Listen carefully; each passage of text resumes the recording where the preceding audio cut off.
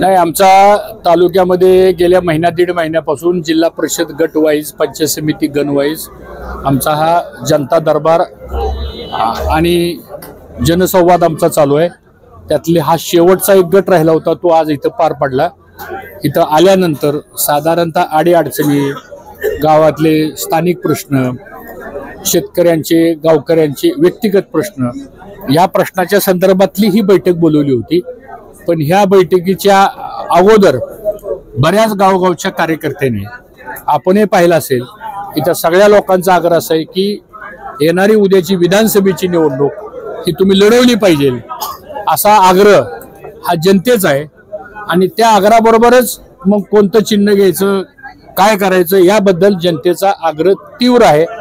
मी अशी भूमिका मांडली या ठिकाणी की शेवटी लोकशाहीमध्ये जनता श्रेष्ठ आहे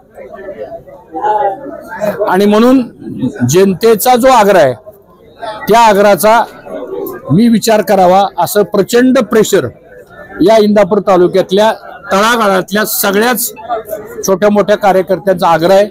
आता पितृपंधरवडा आहे, पितृपंधरवडा झाल्यानंतर याबद्दलचा योग्य तो निर्णय मला घ्यावा लागेल आणि तो निर्णय घेत असताना जनतेच्या मनामध्ये जे आहे किंवा जनतेचा जो आग्रह आहे त्या आग्रहाचाही मला गांभीर्याने विचार करावा लागेल। तो आग्रह मला डावलणं किंवा त्या आग्रहाच्या संदर्भामध्ये मला सगळ्या बाबतीतला विचार करून पुढचा निर्णय घ्यावा लागेल आणि कदाचित ही पितृपंधरवडा संपल्यानंतर आम्ही प्रमुख कार्यकर्ते पुन्हा एकत्र बसू आणि मग पुढची योग्य ती भूमिका ठरवू।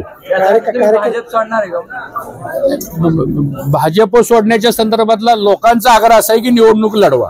ठीक आहे, आता काय लोकांचा तुतारीचा आग्रह आहे, काय लोकांचं म्हणणं आहे की तुम्ही अपक्ष उभं राहावा, काय लोकांचं म्हणणं असं आहे की ही जागा आपल्याला सुटली पाहिजे, असा पण आग्रह आहे।